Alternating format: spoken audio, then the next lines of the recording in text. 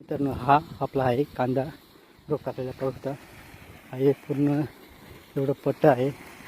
एवढे एक पट्टामध्ये सर्व आपण कांदा बियाणं टाकलेलं आहे मित्रांनो.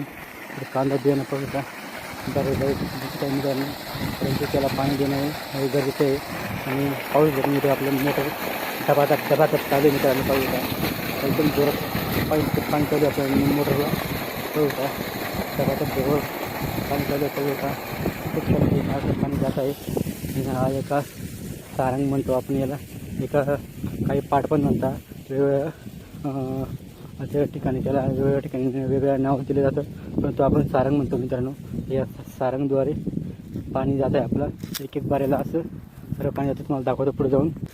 तर तुम्ही पाहू शकता अशा पद्धतीने एक एक सारामध्ये पाणी जातं मित्रांनो. पाहू शकता अशा पद्धतीने पाणी भरण्याचं काम सुरू आहे मित्रांनो आपलं.